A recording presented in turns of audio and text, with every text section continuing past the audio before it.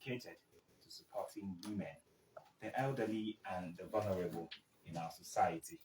This is the story of Vessel of the Innocent Charity Empowerment Foundation, known as the Voice Foundation. Wherever you are listening to us from, kindly visit our official website, thevoicefound.org, to find out more about us. Please note that we are streaming live on Facebook at The Voice Found. That is The Voice Found. Please join us on Facebook if it is convenient for you. My name is Paul Onyegebu, and today we will delve into the conversations challenging stereotypes and shedding light on crucial issues on misconceptions about gender-based violence and the experiences of single mothers in Nigeria.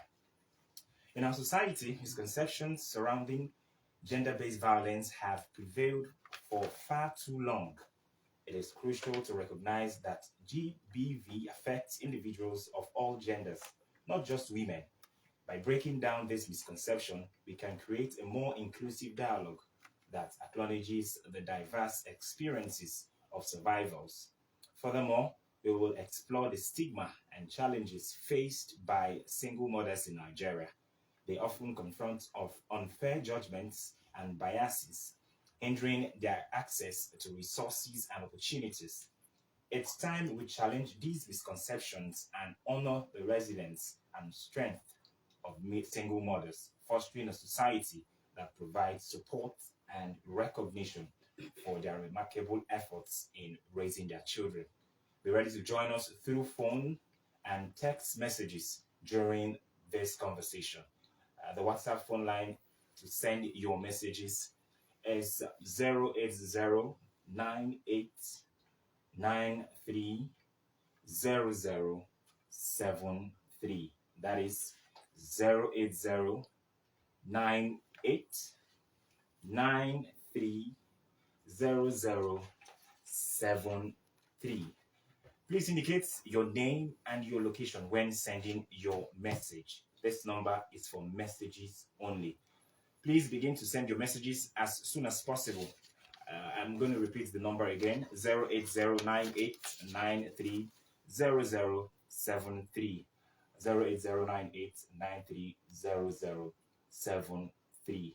We will give out the studio lines to call during the course of the show.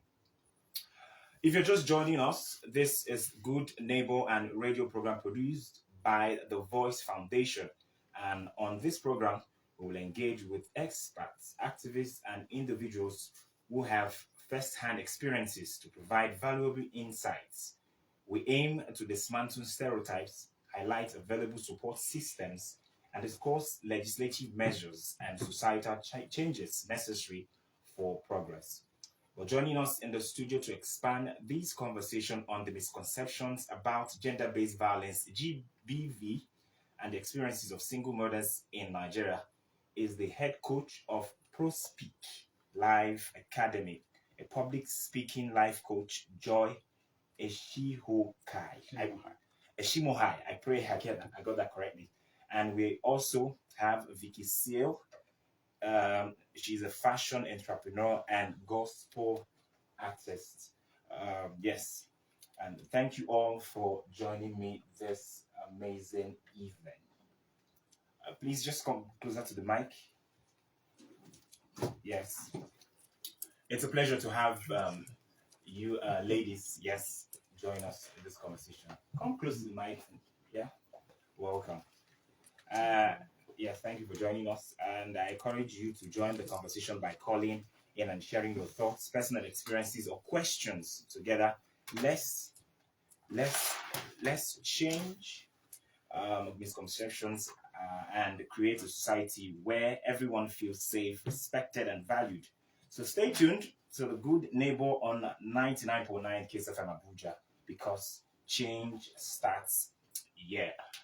Yes, someone just joined in, and it made us three ladies to have this amazing conversation. And the last person is Yowande Ogudipe.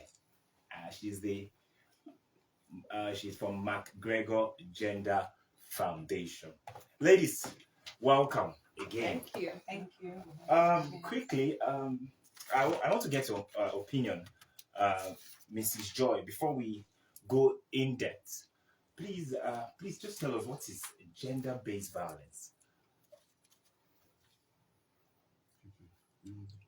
Yowande, please just tell us what is gender-based violence first of all. Okay, thank you. When you talk about gender-based violence, you're talking about violence directed at a specific gender. Okay. It might be male or female. All right.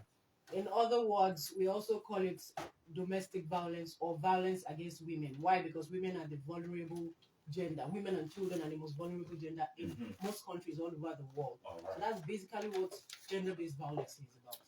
All right. What are some common I'll go to you, Miss Joy.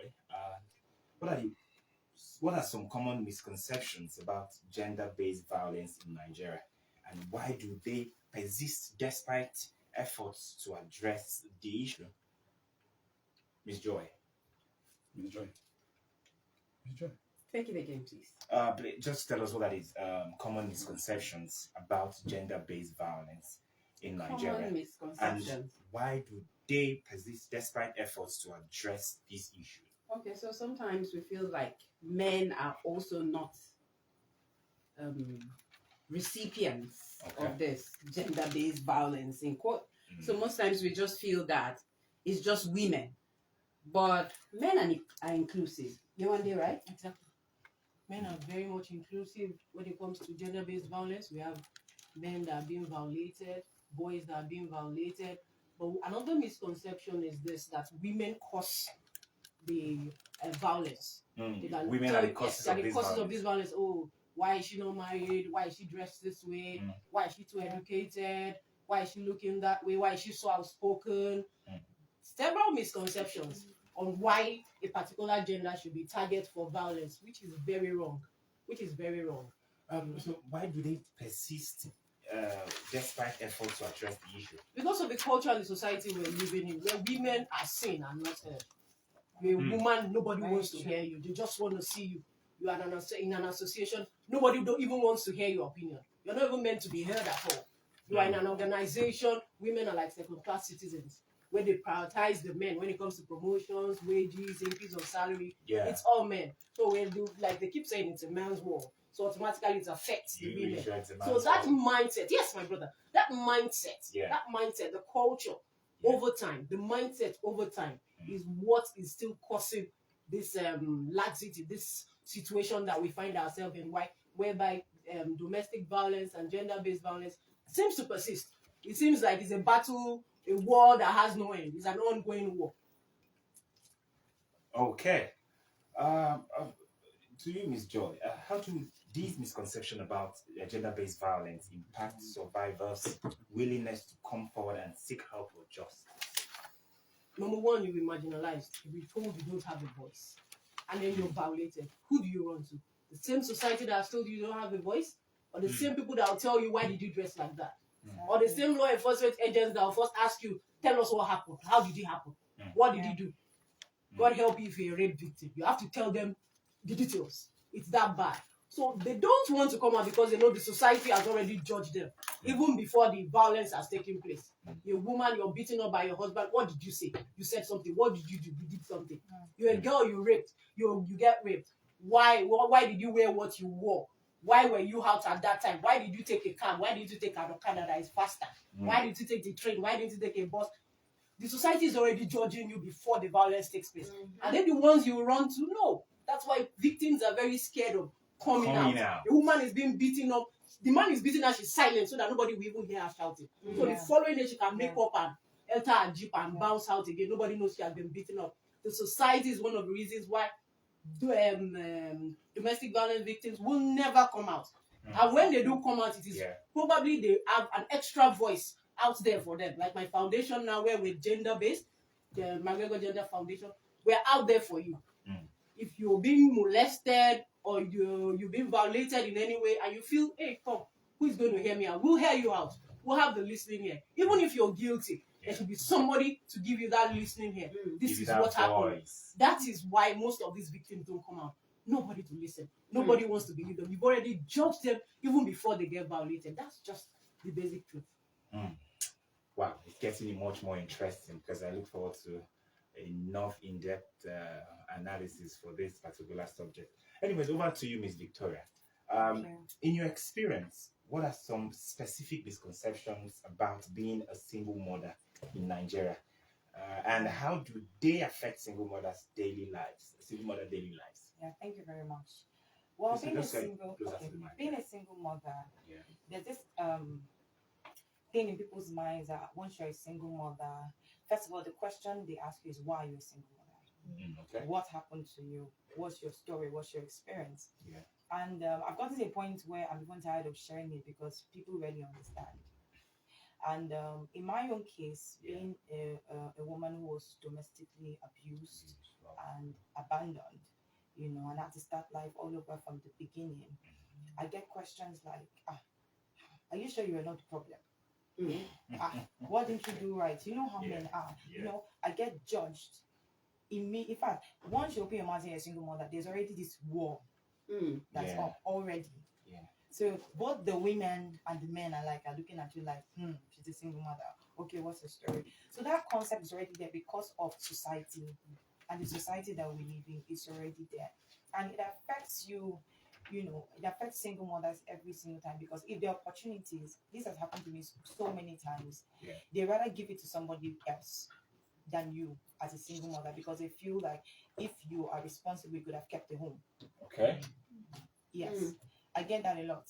If you were all that, why are you a single mother? Why are you here? And people rarely want to know your story. They just judge you Judge you up back. front Yeah. based on that. And no matter what you say, except someone has walked your shoes, has been there, or is being domestically abused right now and can say, oh, I understand what she's saying, nobody wants to listen to you. You're already they're already biased in their minds, and and it's even worse when they see you as a single mother. You are pushing and trying so hard, striving. They feel like, no, you shouldn't. So that has really affected me. Let me speak for myself, and that's affected me every single day. But I just keep pushing. I just keep fighting. Wow, wonderful. Can you share any personal story or examples that illustrate the impact of misconceptions on single mothers and how they navigate societal attitudes and biases? Okay, like I said, I actually pitched for an opportunity. I'm not going to go into the details. And just give us the moment I said I'm a single mother, I have children, immediately the conversation went to why you a single mother. Okay. And when I was speaking, and coincidentally, the person that was actually interviewing me was a man. So when I tried to explain that, oh, this is what happened, it wasn't my fault, I started going into details, trying to relive stories that I want to forget, all in the bid of trying to get what I came to look for. I was judged and seen as an irresponsible woman. Okay. Without even understanding where I'm coming from, because there's this norm in the country that we live in is no matter what you receive in the marriage, you are meant to die there. Yes, he told me that. He said you should have just died there. And the marriage. Yes. Wow. That after all, the same Bible I quote says to death do us part. What? Yes, that was what he told me. And that was how I lost. That was telling you that divorce is not an option. He said divorce is not an option. That he does. In fact, he even went to this point of saying that, oh, he doesn't understand churches of these days that they give women options that you can just. And I even tried to explain to him that I wasn't the one that even walked away. I was left. But he said, no, you should have gone back to beg. You would have gone back to crawl. Men, our ego. That's how he was putting it. Yeah. Men and the ego. When you're a woman, you drop the head, and you just come down and you come back. Men, you forget about. We can do. He was just saying all of that, and the environment, everything got heated up. And what I came for that day, what I prepared for that day, was just diverted. And he was like, you know what? I can't give this to you because you were not able to. Your home, you're not able to give it. And I was just judged, and I felt personally abused. and Yeah. I left that place, and I'm like, wow. It's not like everybody that is a single mom just decides that, okay, I'm You going want to be single mom. No, sometimes situations happen, sometimes life happens, and you Yeah. just find yourself there. Yeah. And then we live in a society that is actually cruel and unfair, that they don't want to know what happened, just judge you, and Just you lose status and opportunities because of that status. When you walk into a place, they see me with my children, and they say, "Oh, you know what your wedding ring?" I'm like, "Oh, I'm divorced." They're like, "Huh? Divorced? Wow." But there's this look they give to women when women Yeah. just come out to say, I'm not in my husband's house. They don't want to ask in details to know what really happened. They don't want to know. If I may please come in at this Yeah, juncture, yeah, there's please. another issue we've not even talked about Yeah. when it comes to renting of houses. I'm a lawyer of almost 20 years, Okay. and people give us their property to manage, and the first thing they tell you is, I don't want a single mother in the house. Yeah. I've been married for almost 17 years. I've done so many matrimonial matters. I have so many single mothers as friends, as my mentees. Do you get it? Yeah. That's one of their major struggles. Landlords do not want to rent houses to them. And as a matter of personal conviction, I make sure if I'm in charge of any property, you're a single mother, I give you a swell time. I give you a very soft landing. Yeah. Even if you can't meet up with your rent. That's just one of these so-called areas they struggle with. You said opportunities. In the schools, the children's schools, they are treated like second-class citizens. Yeah. Silently. True. PTA meetings, you can't talk. The Yeah. principal wants to talk you down. Very true. I'm a parent that is I participate so much in my children's education. Yeah. The way and manner some principals treat single mothers is not the same way they treat a married parent, Yeah. which is very wrong. Everybody, like I said, has a story. I have several women with stories, pathetic stories. On an average, every week, I get nothing less than 4 or so calls. I want a divorce. This man is abusing me. He's maltreating me. It's like an epidemic, if I can put it that way, pandemic. Even if you can go as far as saying that, it's terrible. We need to stop this stigmatization.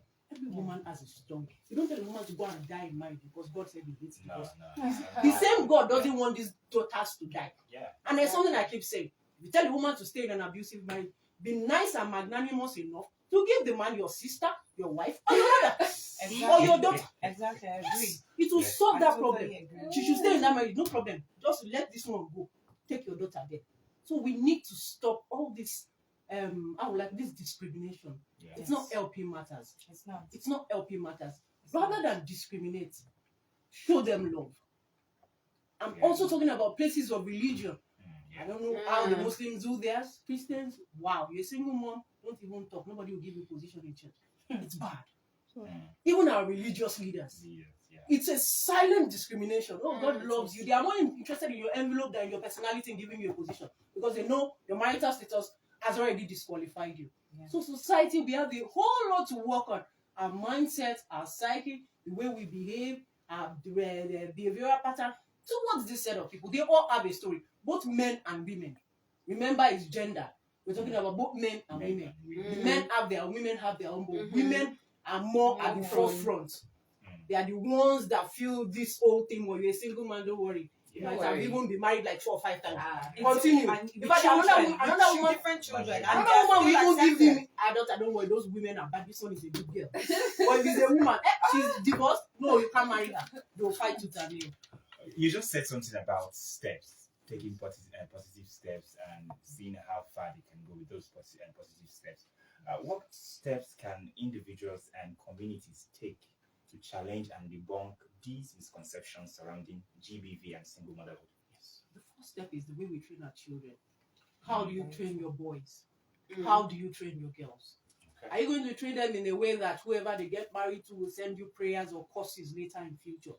Whether you like it or not, these same men that are violating women, these same women that are frustrating men were raised somewhere.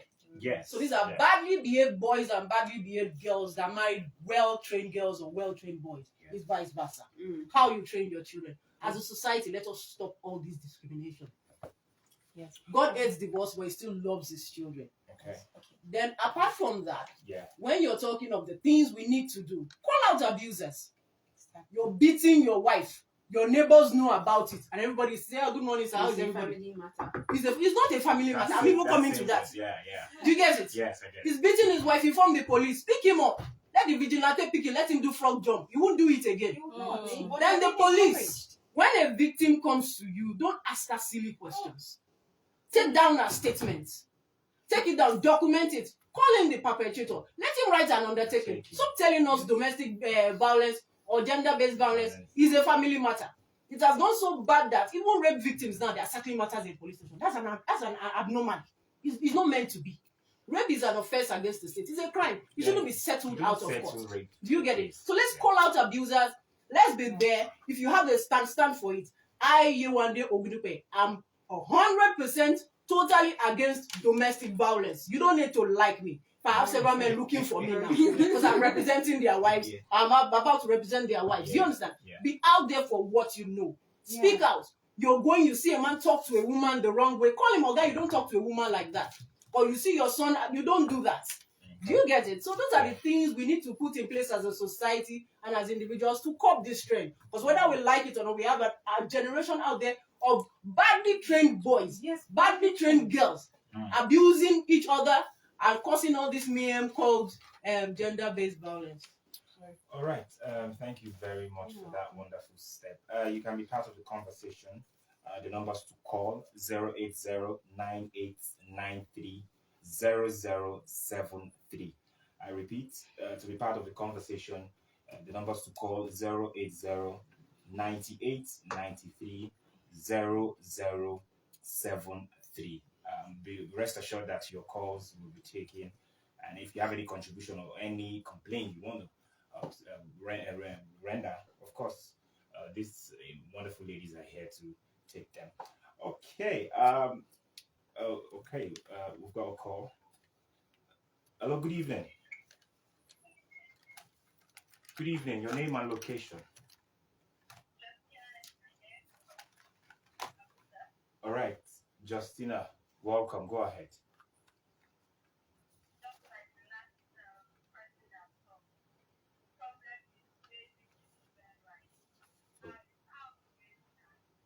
Yeah.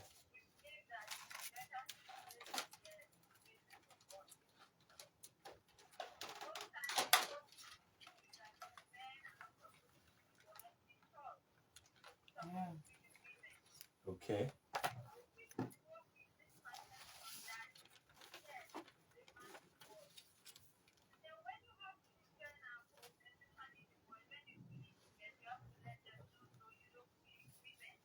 Okay. Long.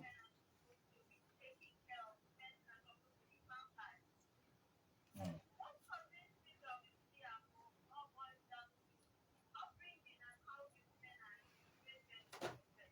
Yeah.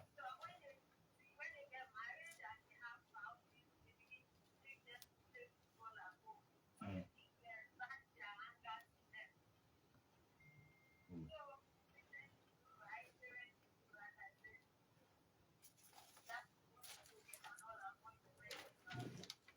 All right. Thank you very much for your contribution. Thank you very much. All right. Let me come back to the studio. Yes. Please, Miss Joy, Mrs. Joy, please. Yeah, Miss Victoria. Please, how do these misconceptions contribute to the stigmatization and marginalization of single mothers? And what are the consequences for them and their children? This is a very important one. Yeah. Thank you very much for that question. Okay, just like what she said, right? Yeah. These things as they keep happening in the society, right? Yeah. They're affecting the children. For example, now your children in school, that the school knows that is a single parent. Okay. They're being treated a little bit different. They notice it. The children notice it.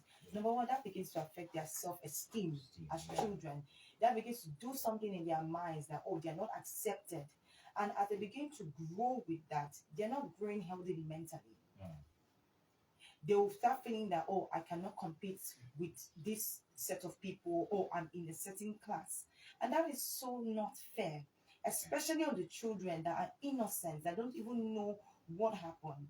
Then the woman in question, who is trying to provide daily need for the children, who is trying to, come out there, pay school fees, pay house rent, provide for children, and then she's not really giving opportunities. And then, you're wondering, oh, how is this woman getting money? And the worst part of it is when they see a single mother progressing, everybody has this conception that she's seeing one big man. Yeah, she's being funded by Yes, she's being something, funded by someone, and that alone already is already a stigma on its own. Yeah. People don't even know your story, like I said from the beginning. Yeah. And that affects a lot of things, like I said, especially in the children, because children are the next generation coming up.